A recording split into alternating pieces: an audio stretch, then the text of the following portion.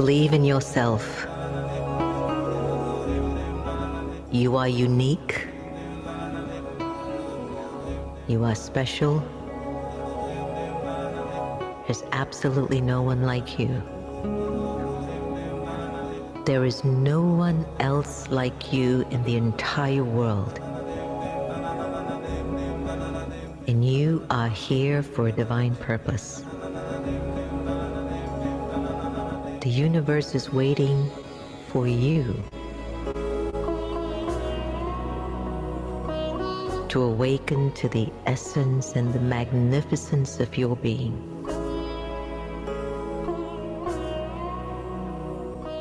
Believe in yourself.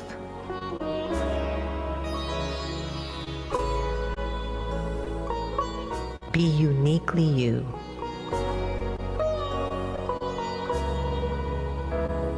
You are the perfect blueprint and image of the divine.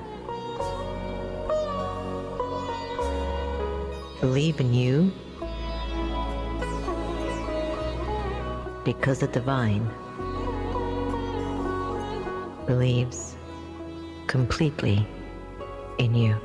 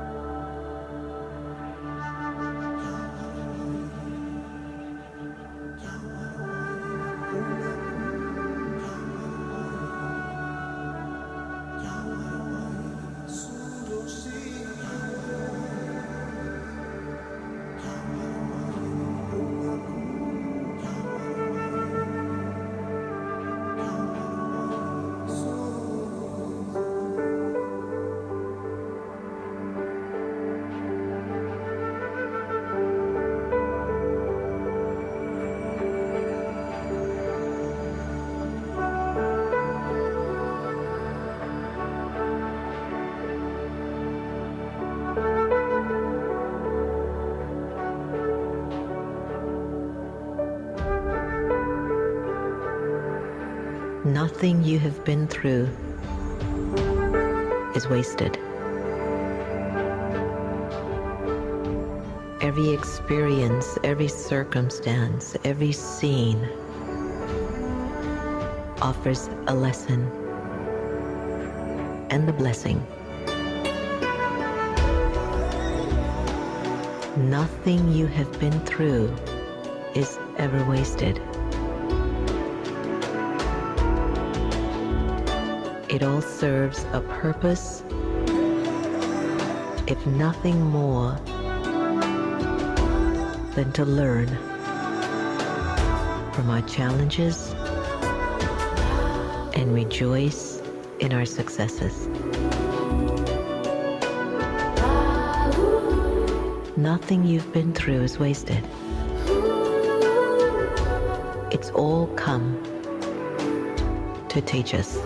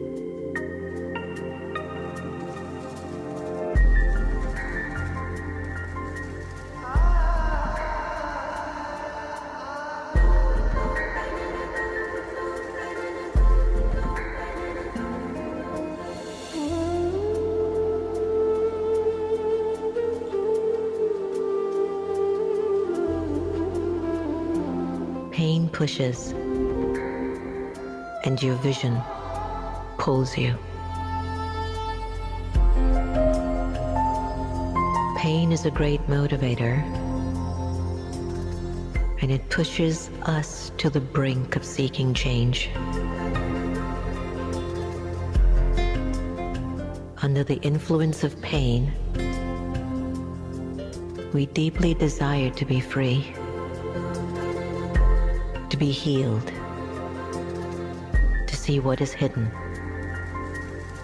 to know what is unknown. Yet we can either be pushed by our pain or pulled by a vision. Vision too is a great motivator. It pulls us to the calling of a future and what may be possible. The soul is energized as it dwells in the realm of possibility. And I am lifted up by the hope of my dreams and vision. Pain will push me, but my vision will pull me.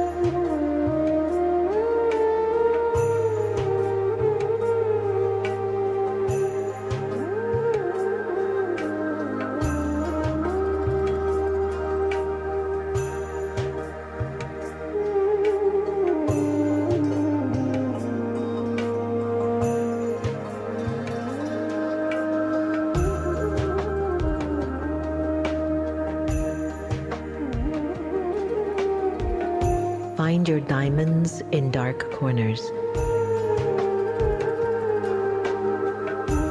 buried so deep beneath the soil of growth and under the pressures of life. The beauty of the soul is born. I am a diamond in the rough. I, the soul, am multifaceted, and I radiate light from the many angles, situations, and circumstances. I do not fear the dark corners of my life anymore, for I know they have come to help me to shine brightly. I'm a diamond in the making, even if I'm tucked in a dark corner. Find your diamonds in dark corners.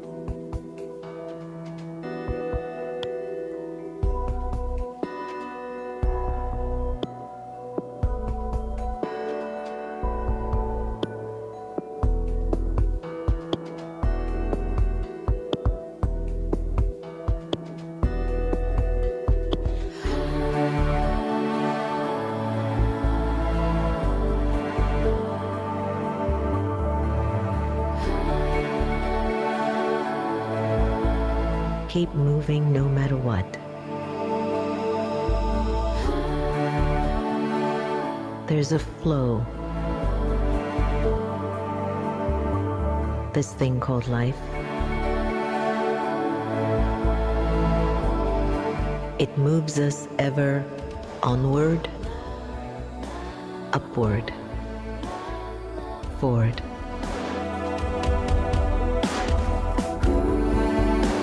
Like rivers of water, it keeps moving, no matter what. Over and under and round it flows.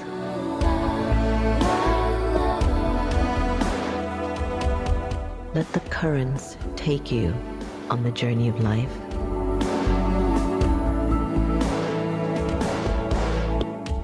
Simply keep going with the flow.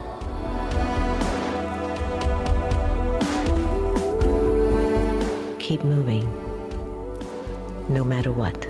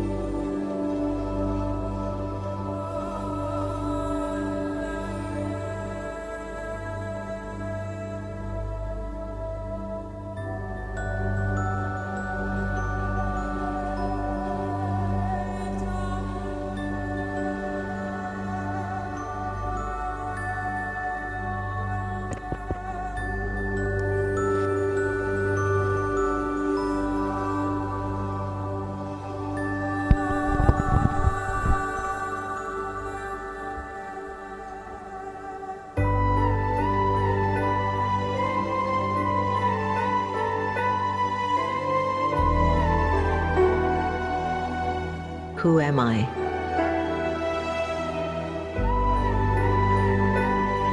To think and to believe that I'm divine.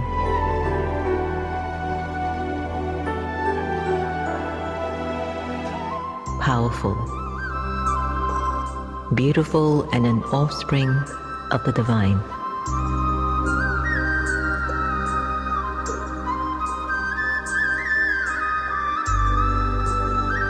I am the image and likeness of the divine.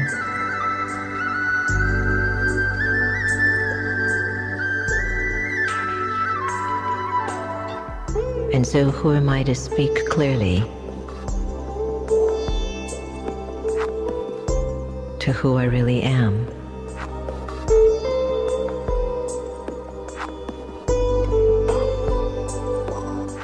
I am spirit.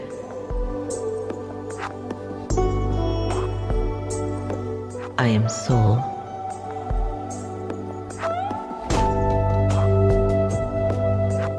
And I use this physical form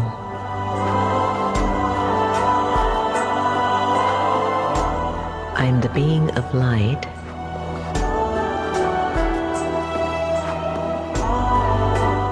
here to fulfill love that's unlimited.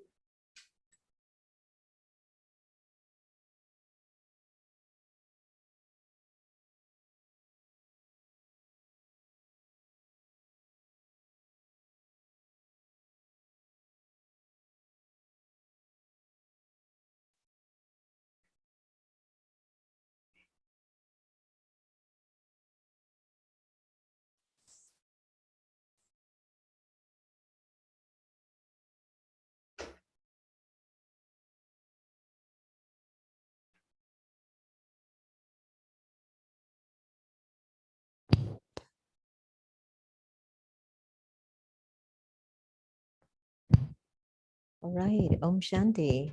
Hi, everybody. Welcome. Om Shanti. Let me hear you say a big Om Shanti. Om Shanti. Isn't it great to be back in the Meditation Museum? I mean, we want to, you know, before the pandemic, we were open Monday through Saturday from 11 a.m. until 8 p.m. every single day. Can you believe that?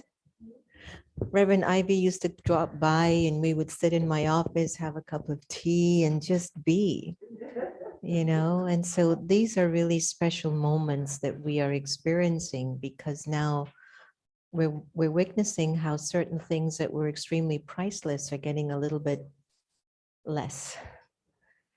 Something that you can't get every day now is getting less. And so there's an importance in really valuing it more. So we're come together because in India in another week, over 1 billion souls in India will be celebrating this festival called Shivratri. And we're leaving for India on Monday, and we wanted to at least do the celebration of that before I left. And I was glad that we were able to squeeze in this time and get this program together. Let me try to put things in context for you. I want you to imagine just me at a personal level, a young girl from another country, an immigrant, living here from the age of 4, being raised in this culture for 1 year. Anyway, a long story short, just being raised in the United States of America, you are exposed to various understandings of life. And it's one of the most beautiful gifts you could ever receive. Being in a place like Washington, D.C., where the cultural diversity is unlike anywhere else in the country. Then you've got like New York City, and then you might have California, then you might have Miami. You get exposed to a lot of things. And sometimes you get clarity on your own culture. You get insights on areas of your tradition. You learn more about things. You realize things that were strengths and things that are weaknesses, and you make a decision. My mother was Roman Catholic, and my father was a Hindu. Here I am, raised in the United States, meeting friends who are from Islam, who are Islamic, individuals who are Buddhist. There are some of my friends who are atheist. There are souls who practice different spiritual traditions. And I can only recall when my mother had showed me a picture of God's energy, and she had showed me the picture of this light behind me. I must have been about 16, 17 at the time. And for those of you who know my mom, Sister Gita, she used to always dance around here all the time. And yeah. So she would say, Jen, just remember God is light. And I would be like, okay, there's no arguing that. I don't want to fight you over that. It makes sense. But she would break down, do you understand what the light means? When you are aware of your energy of light and you are soul aware and you are emanating purity and love and peace, you are light. And when you can connect that consciousness to where the source of that light can fill you up more, then it's as if you've not only deepened your connection to God, who's your mother, your father, your teacher, your beloved, your best friend, the one who's the ocean of light and love and peace. But imagine what you will bring to the earth. Now imagine hearing that at 17. Your mother's a Roman Catholic. Your father's a Hindu. She never told me God was Christian. She didn't tell me God was a Hindu. She didn't tell me God was a Muslim. She said that the energy of God was light. And she described the energy of God, that this light is an ocean of the best qualities that we're seeking in these relationships with one another.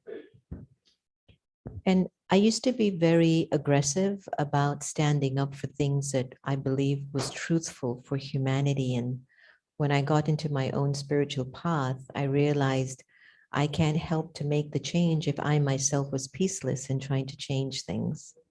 You know, I used to, one time I bought a BMW, brand new BMW. We had just gone to war in Iraq, I think. And I spray painted on that BMW, no more war. Now, of course, I'm arguing and kicking and fighting, and I'm in my own war. You see, it's very interesting. So there's really a need to understand. So having the fortune of being raised in the United States for so many decades, it has given me insight into so many things that if I was back in the country that I was born in, I don't think I'd ever carry the understanding that I do today. And so here we are in the 21st century. There are over 1 billion people in India that are going to be going to temples. They do a particular ritual of fasting. They pray to a god, Shiva. And in the praying, it's to have this energy of God remove their suffering, dispel their own weaknesses within themselves, to get rid of the ignorance of the soul.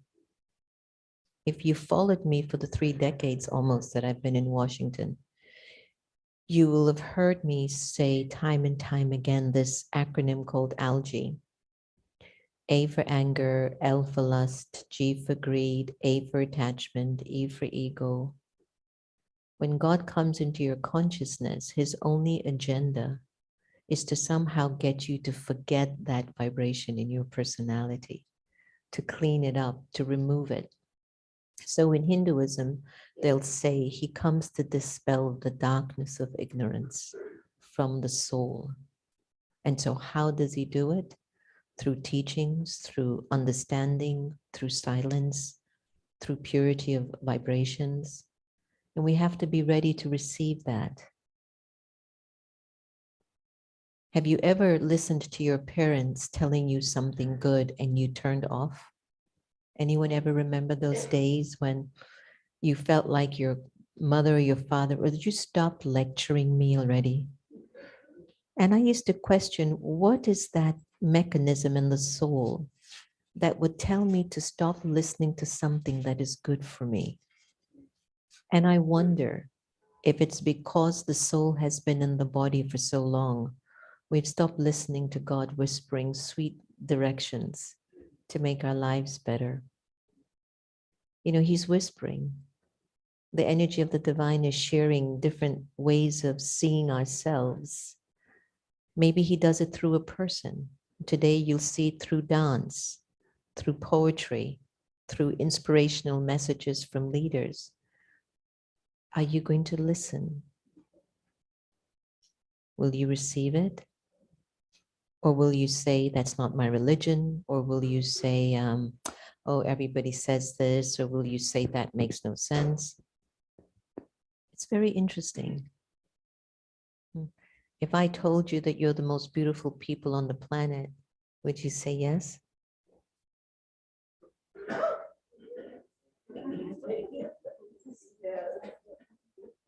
So that means when you leave here, you can't be yelling and screaming at anybody, especially in traffic. You see, we forget easily, right? And I have continued to make effort on my spiritual journey until I reach this point where I just completely believe I really am God's child. And so why the Brahma Kumaris has been in existence for over 84, 85 years is that all of my senior teachers who are all in their 90s and 80s, they're my bosses. You know, we all feel like we're going to learn from God on our own, but you will learn from God through the people in your lives. God shows up in different ways through the people that come in front of you, and they become your mirrors to help you to see him. Whether it's a nice teacher and you're like, they're really mean, and then you really have to remember God so that you don't pick up that vibration. Or maybe they're a sweet teacher. Maybe somebody like me will show up and she's so sweet, you don't even see God anymore. You got to be so careful, right? But it's very important to keep bringing the energy of God's light in your personality. And when you're dealing with others, you must acknowledge the energy of God either works through that person too, or has the capacity to work in that person. In the United States, we are grappling with a lot of violence. And the rest of the world might be wondering, what's wrong with us? They have everything. Why are they not happy? You go to developing countries, I've gone to over 97 countries in this incarnation of my life. And I've seen so many various people throughout time. And I will tell you this in front of the world. No country has as much as this one. We should be so happy. And so what's the problem? Is it our disconnect from the self and from God? And so it is our pure wish on behalf of all the brothers and sisters of the Brahma Kumaris today. It is our pure wish that through this program of music, dance, meditation, poetry, silence, could you please don't leave God alone from here tonight? And you don't have to proselytize it and go telling everybody, oh, I came to the meditation museum, I'm now got God with me. It's just like, try to sit, and for those of you who are watching online, try to imagine yourself in a space in time where all of your questions that you've been privately asking yourself, that you don't even have anyone to talk to about them. Sit today feeling that you're going to get your answer,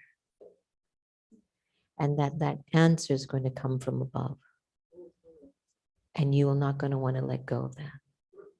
Okay? So make sure you're comfortable. Look at the person next to you. Let them see the spark of light in your eyes. Look at the person behind you. Tell them Om Shanti. Be careful of the chair. Isn't happiness a great feeling? You see, when you connect with a stranger, there's no impression of anything they've done to you. But let it be if you're sitting next to your husband and you just had a fight, no Om Shanti for you. Isn't that weird? Because of the experiences and because of the memories you're holding with people. And so when you deepen your connection to God's light, God light will just tell you, you're not perfect either. So just Om Shanti him, no? You know, and then he's trying to get us to get to a place of some self-acceptance inside of our own hearts, and to find a way to work things out with our loved ones. And that's all God's agenda is. Find the love inside of yourself, that nobody's issues can make you love less. Nobody should say anything, should think any way, should do anything to you that you don't know how to love anymore or trust. Okay? And so when that connection to God's light comes into your heart, it's not to say people are not going to mess up, but somehow you'll be a little bit above it. All right? So enjoy yourself. I'll come back at the end. I'm a little bit excited because my wonderful friend, Reverend Ivy, is here. And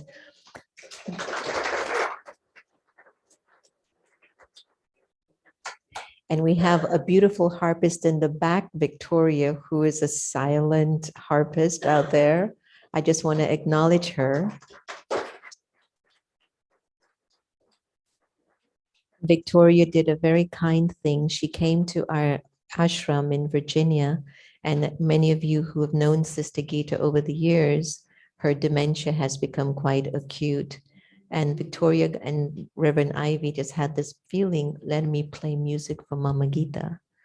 And they put their sound healing on Sister Gita's chest, and she just woke up, and Victoria played her harp and just put the harp on Sister Gita's chest, and it was like the dementia didn't matter anymore. She was in that healing process. You see, that was God's light working through them. You see, without them, I couldn't have felt God playing that instrument from my mom to feel better. So never underestimate the impact and the power that people have in your life if they're good people. And do not confuse good people with your own personal issues. A lot of times, because we're having a karmic issue, we look at good people and make them ugly in our minds because we have ugly in our mind. Okay? And sometimes, because we have ugly in the mind, we will attract people who are actually not nice, but invest a lot in them. And then we expect a lot from them and we don't get anything back in return. And then we wonder, why are people so mean? I'm so tired of people. And in reality, I think we sometimes get tired of our own weaknesses. And so, again, today's program is to deepen your bond with God, deepen your intimate relationship with the divine, find the divinity in other people, and let them work on their own issues on their own. Okay? Don't get caught up in other people's stuff. There's a saying they used to say, one of the greatest stocks to invest in is tissues because people have a lot of issues. Anyway, let's get going with the show. Take care and let the show begin.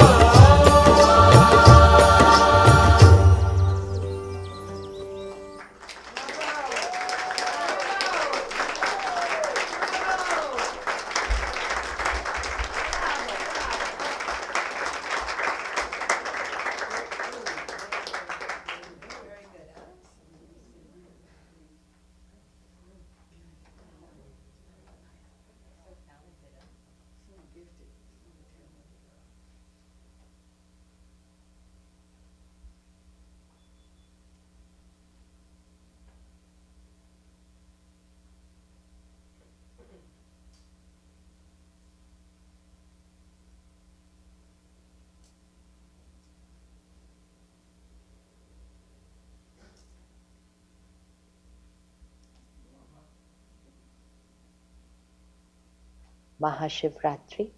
What is very special about Mahashivratri? It is the awakening, the Jagran, staying up the entire night. Why do people stay up the entire night on Mahashivratri? Because that night has the highest vibrational energy. And if I go to sleep at a time which is the highest vibrational energy, I'm going to lose out the benefit.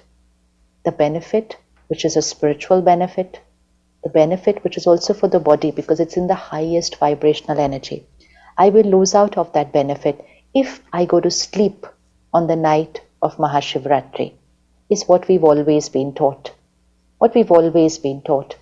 And so most of us have grown up staying awake on the night of Mahashivratri, and during the day we were fasting. We were fasting. So one is Jagran, awakening. Second is fasting, upvas. Upvas. The word upvas, fasting, means in Hindi it is upvas. What is the meaning up? Upar, the one who stays above. And vas, to stay with him. To stay with that energy who stays above. Upvas. So actually it did not mean just fasting of food, but it actually meant staying in remembrance of the divine. That is upvas, staying in the remembrance of the divine. But in order to stay in the remembrance of the divine, I have to fast. Fast not necessarily just food, but fast from a lot of my weaknesses, my clutter that goes on in my mind, my overthinking habit that goes on. How many of us would have experienced that we sit to meditate, we sit to pray, we take our time to connect to the Supreme Power, we perform all the rituals, but even while doing it, there is something else that the mind is thinking. We sit to meditate, we said, okay, I'm going to connect to the divine. Within a few seconds, there is another thought. It's a thought about what happened yesterday. It's a thought about what I'm going to do. It's a thought about some person. Why is it that I can remember everyone? Think of any name right now, and you'll be able to be in their remembrance. You will be able to see them because you're able to visualize them. You will be able to recollect the experiences with them. You will even be able to have an inner conversation with them. And you can be in the remembrance of another human being for any number of minutes, even an hour if you want. How is it that we can remember human beings, stay connected in our mind to them? But when it comes to remembering the Supreme Being, staying connected to that divine being, my mind runs here and there. It clutters, it's there, doing something else. I'm trying to connect there, it gets connected to someone here. Why? There has to be a reason for it. Why? And that is why Mahashivratri teaches us that one, it is awakening. Awakening not for one night in the day, but awakening in life, awakening to our true identity, awakening to know who I am, awakening to know that everything that I was looking for outside is actually my nature. It's my nature. Someone at home may be waking up and they will say good morning, but somebody else may be going to sleep and they will say good night. The time is the same, 4 to 5 a.m. Time is the same. But for someone it is a waking up time, and for someone it is the going to sleep. That is the time that is going on right now. So that is called Mahashivratri. Ratri, it is about the night. It is about the night. That when it is pitch dark, there will be one night where the vibration will be highest, because that is the night that we will invoke the highest energy into our life, the divine power. So when a system goes from order to disorder, an external source is needed to bring it back into order. An external source is needed. And that external source, which can bring our life and our world back into power, into order, back into paradise is that divine external source. Again, we called by different names: God, Bhagwan, Ishwar, Allah. Lot of names, lot of names. That's only a name. But we know that we are remembering that divine, supreme power, that energy. So Mahashivratri is a reminder. It's not just about one night. It's a reminder of this era that is going on the planet where it is pitch dark. It is at this time that the divine supreme power incarnates onto this planet, gives us the knowledge, the wisdom of who I am, teaches me how to remember Him and connect to Him. And when I start doing these two things, remembering who I am, coming into action throughout the day in that consciousness, studying what that divine being is teaching me every day, and connecting to that supreme power which is called meditation. One is remembering God, the other is connecting to God. Connecting to God. Why the word connecting is very important. The soul, like a battery, morning paradise, battery full charged, energized. But by the time I have reached the pitch dark period of the world cycle, which means I'm reaching towards the end of the Iron Age, the Kali Yuga, this battery is here, like this, depleted. The battery does not have the power to charge itself. The battery does not have the power or the way to charge itself. It needs a powerhouse. It needs to be connected. From the Dwapar age, I, the battery, connected to other batteries. I connected to other batteries and kept strengthening myself. So whether it is teachers, whether it is prophets, whether it is saints, religious heads, our own parents, our own teachers, powerful compared to me. I connect to them, energize myself. But now we reached a stage where no battery is being able to energize me, because all the batteries are going through this phase. So this is the time where I, the soul, I, the battery, has to connect to the powerhouse. Powerhouse. There is only one power now which can strengthen me. And when I strengthen, I change. I change from that stress, anxiety to purity, power, love, wisdom. I change. And when I change, what I radiate to the planet changes, the world changes.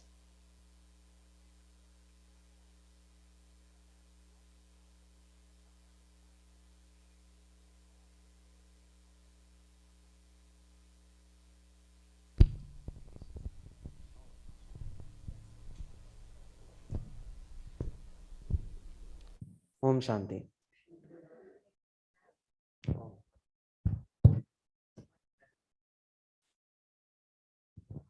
This poem is called The Arrival of Shiva. On the horizon shines the supreme point of light, subtle yet infinitely bright, beyond space and beyond time, without a face and without grime. Shiva, Jehovah, Allah, and God, a soul with an intellect that's infinitely broad. He has many names, but in truth only one. Shiva is the candle that can outshine the sun. He arrives in our darkest hour to purify the world and to make it all ours. He reminds us of a long forgotten memory by narrating the true story. Each one of his children is an imperishable dot, once pure but now full of rot, journeyed through time playing their unique part, but now cold, left without any heart. He is the God of all scriptures, thousands of pages, hundreds of chapters, misconceived by ignorant readers. He challenges every belief thought to precede him, for he precedes all, even the oldest of hymns. Only he remains beyond duality. Only he is ever loving in neutrality. He frees every soul from the bond of five senses, breaks down corporeal fences. He revives his children from spiritual coma by spreading an enchanting and loving aroma. He clears the vision by dispelling the illusion. He plays the flute of knowledge and ensures its diffusion. He is the Supreme Father who wills out the unlimited inheritance. He is the Supreme Mother who transforms vices into virtues with unconditional acceptance. He is the Supreme Teacher who imparts Raj Yoga. He is the Supreme Actor, the benefactor who ends the world saga. He is the Supreme Goldsmith who burns dead habits in the flame of perfection. He comes in all relations to rid the world of false affection.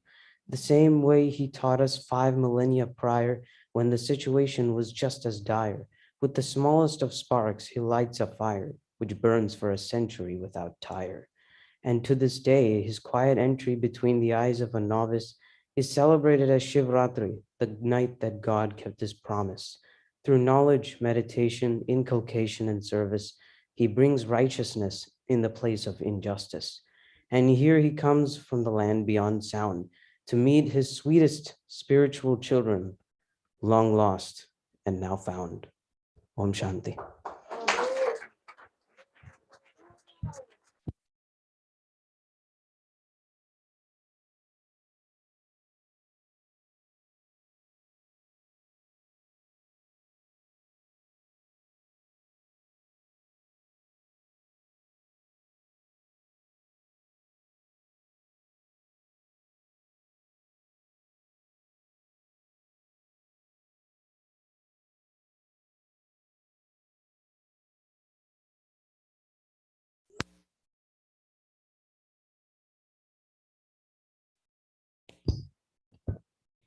My name is Sana Panda.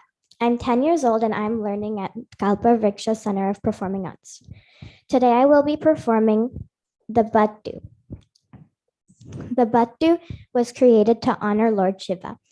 It shows the 4 different instruments, the veena, the mardala, the flute, and the cymbals. The Battu was created by the Battu was created by Guru Kelucharan Mahapatra. And the music was by Bhuneshwar Mishra. Ladies and gentlemen, the Battu. I hope you enjoy.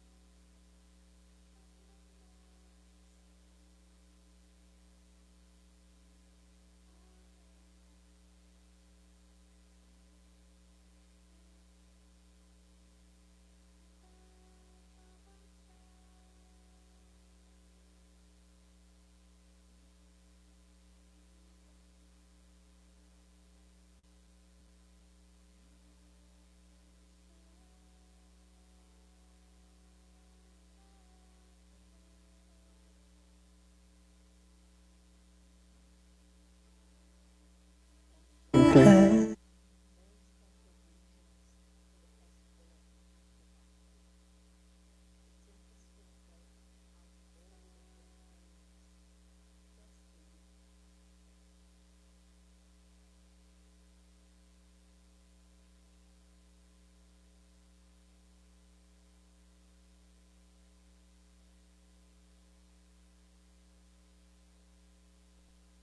Om Shanti. Very special greetings for the festival of Mahashivratri.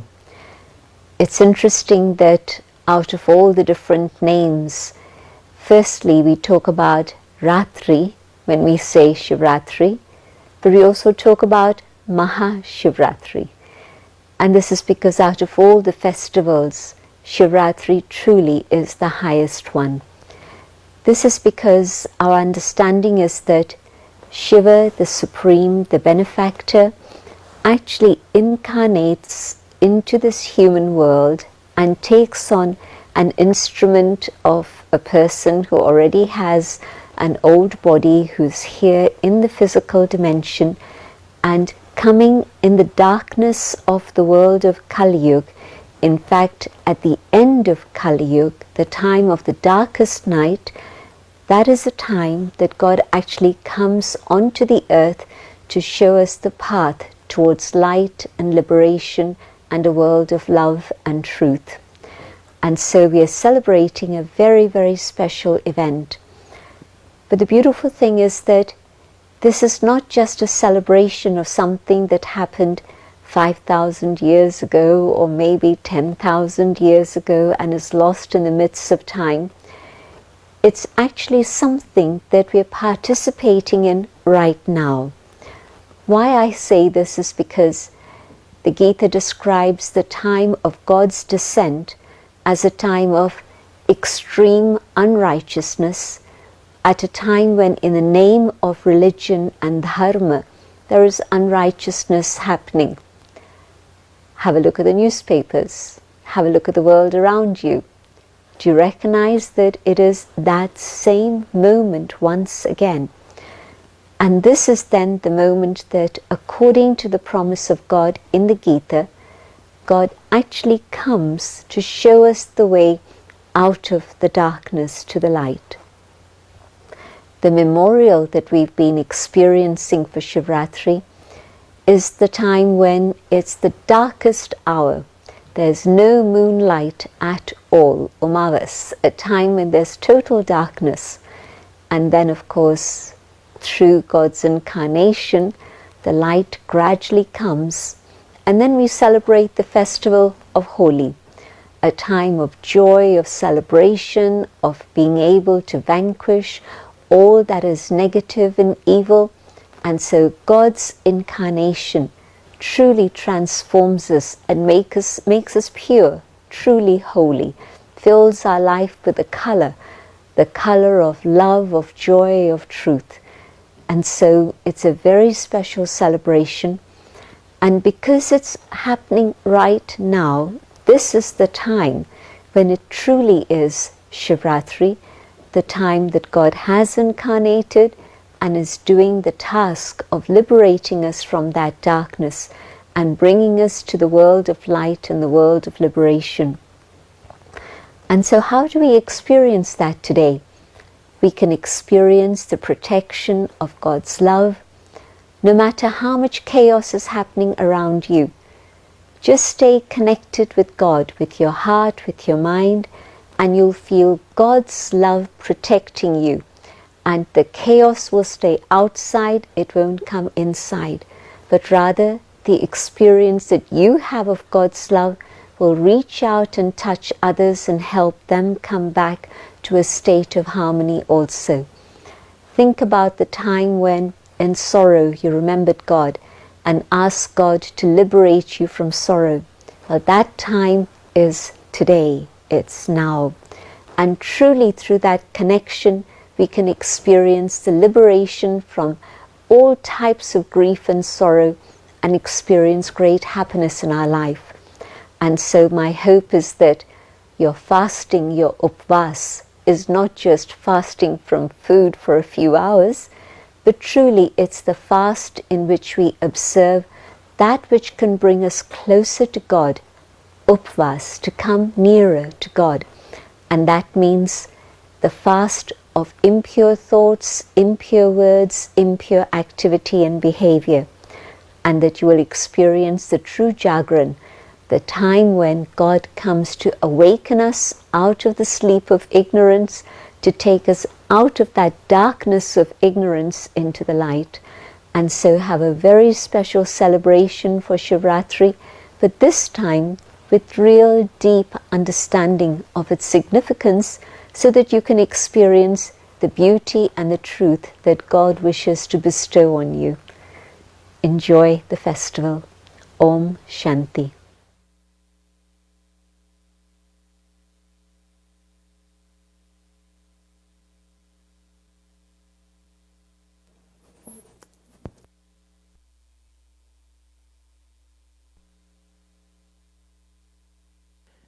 Wasn't that beautiful?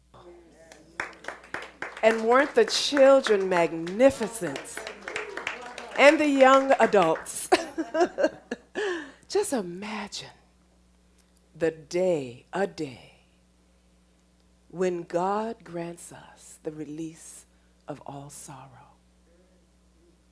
Just imagine that one day when the light of God descends upon the earth. That is really powerful. And we are in this moment.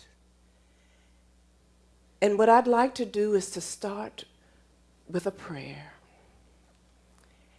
and then finish with an opportunity to connect with the divine and the frequencies of love. For those that have never seen the crystal bowls, they're made of pure alabaster crystal. We have one that is made out of ruby, one that is made out of bronze, and the other one that is made out of the mother of pearl. And these beloved crystals are designed to pour perfect pitch harmony into each and every cell of the body.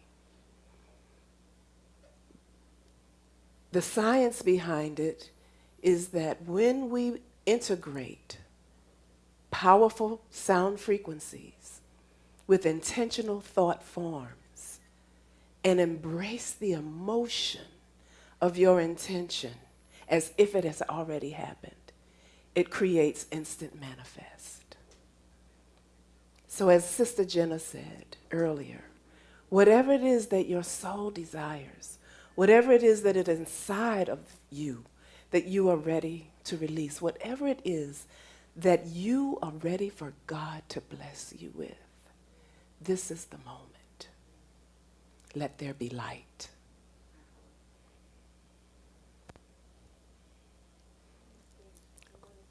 Oh, all right. He's going to play the music, and I will start the song. Just pray with me as we begin.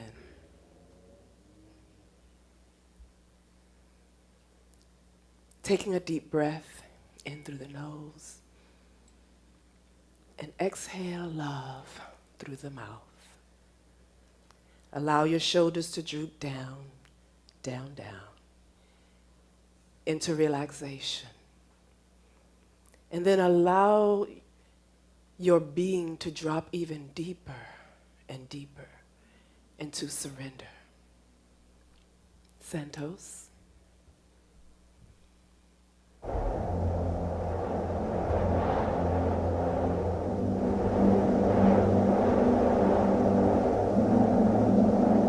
Let there be light. Just feel the light of God descending upon the earth right now. In the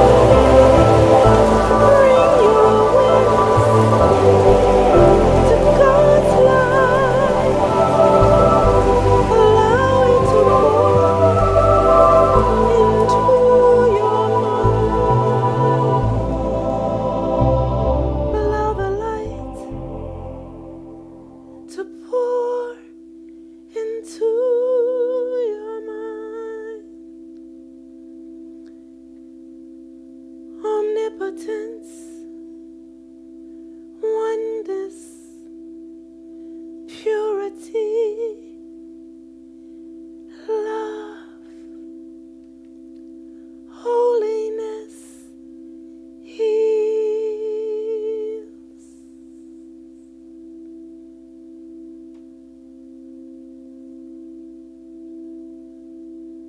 Allow the light to flow from the highest point in the universe right into each and every cell of your body. Feel the light releasing all sadness, all anxiety, all pain and grief are gone.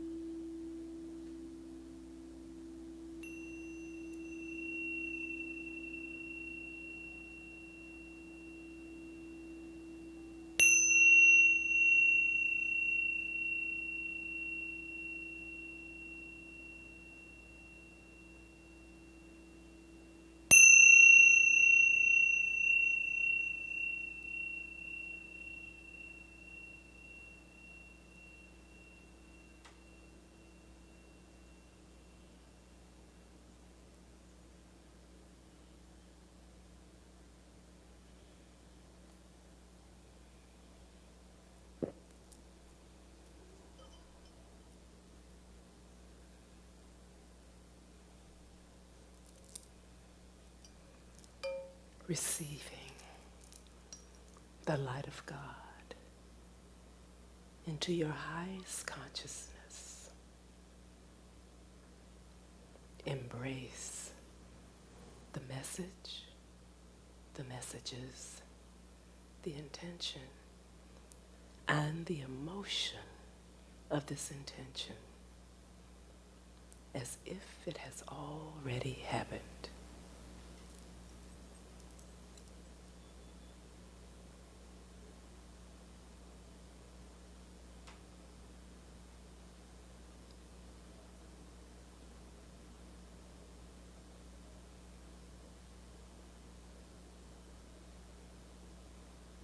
And now, gently wet your lips, allowing the muscles in your jaw to just slightly open, letting go, letting go, letting go.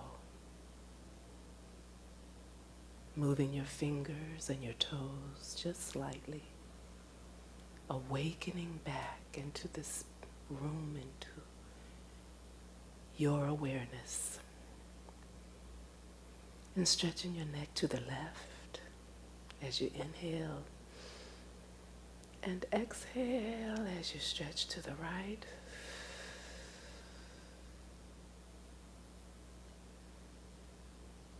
Inhale as you stretch back to the left. Stretch and exhale as you stretch back to the right.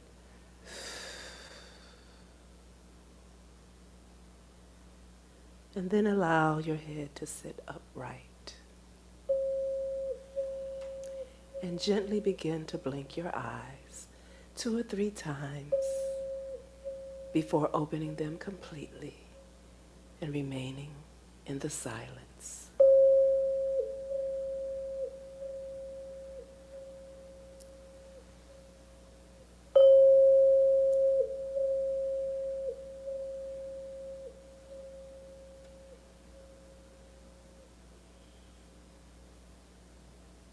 And bask in the pure light of God, deeply embedded in your soul. Om Shanti.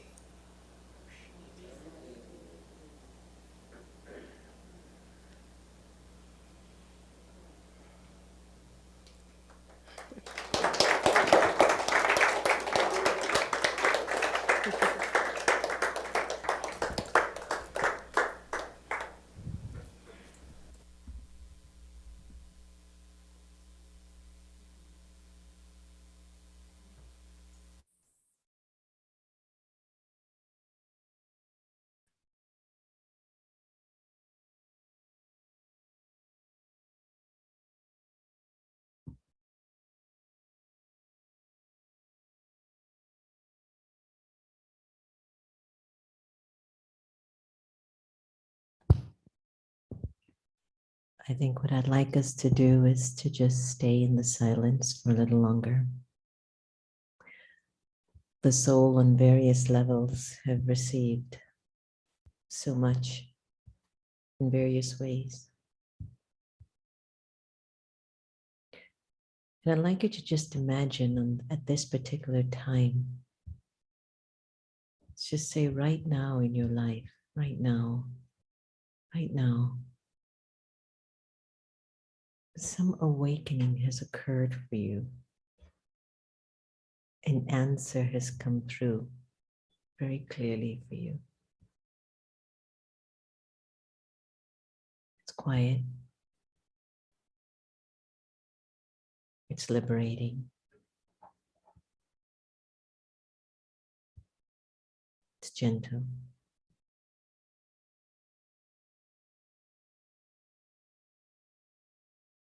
It's warm.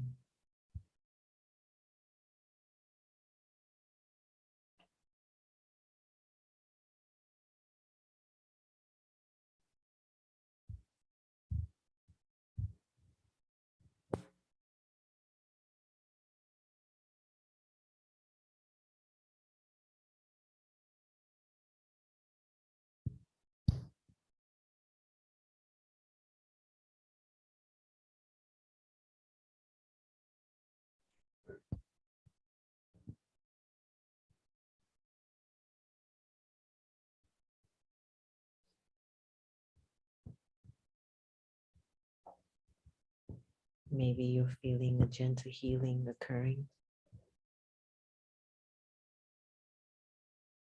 a release.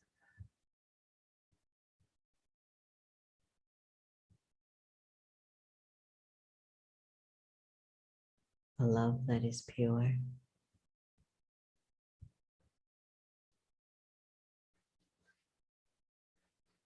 Maybe even a letting go.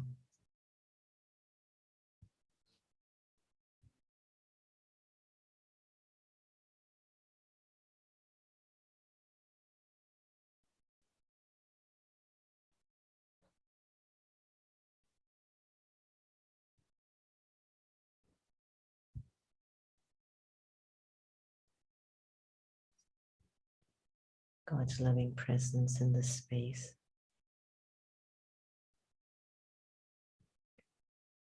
simply wants you to be free from the struggle, the hurt, the fear, the disappointments, the less than.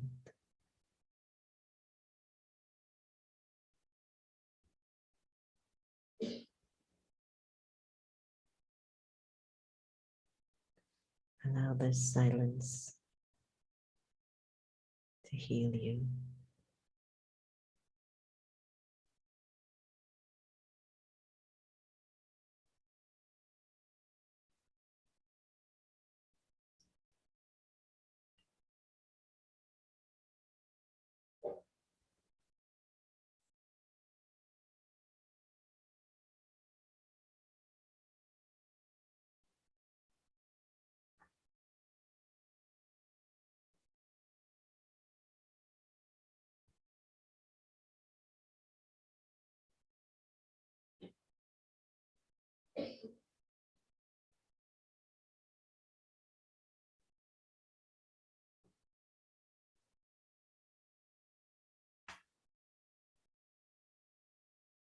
Take a deep breath in. Exhale. Inhale again. Exhale. And we'd like to give you a very simple meditation.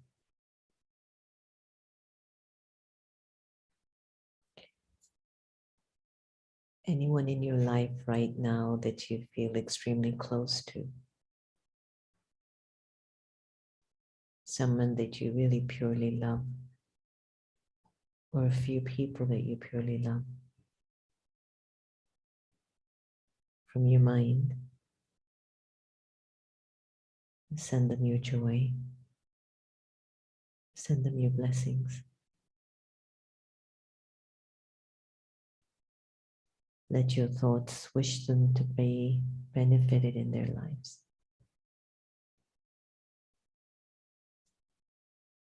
Just immerse them in your mind and say, I deeply wish the best for you.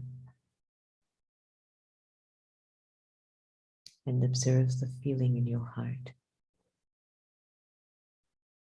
Whoever it is, wherever they are, and tell them, I bless you. I wish you well.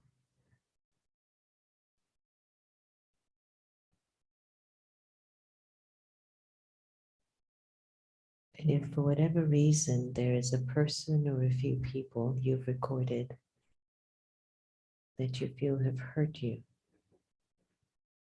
or violated you, bless them.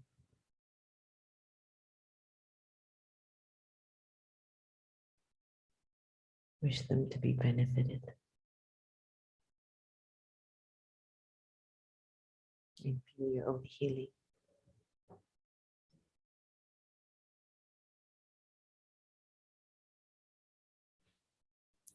Take a deep breath in. Exhale. Breathe in again. Exhale. Breathe in again. Release.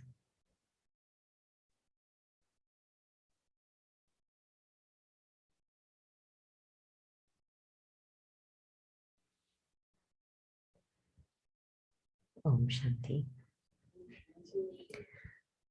So on behalf of everyone here at the Brahma Kumari's Meditation Museum, we thank you for your most valuable asset, your time. We thank you for feeling the commitment to wanting to give this to your spirit today, to deeply and quietly and purely make this contribution, to care for your soul. Reverend Ivy helped us to care for the cells. The dancers gave us joy.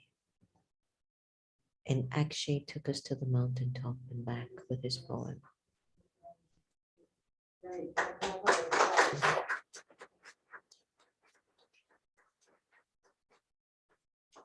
So like what we usually do at the Meditation Museum, we give out treats to everyone. I think Sister Antonia will organize that. But I'd love for you to just keep your minds okay, make a promise, commit to, no matter what you go through, stay vigilant and just deepen your connection to Baba, the Supreme Being. Thanks to you all. It's just so beautiful. Did you have a nice time today? Was it?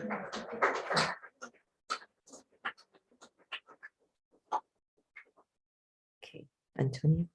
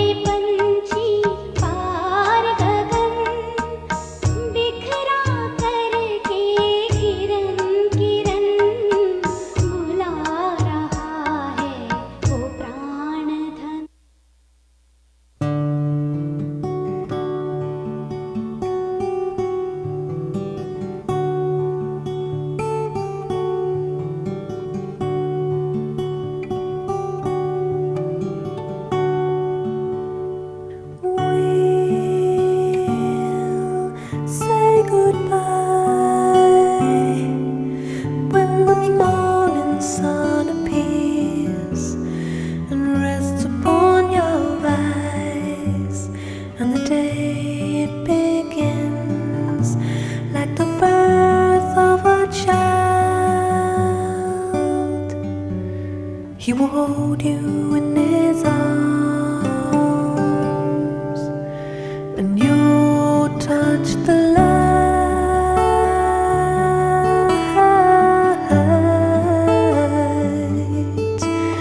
You'll touch the light.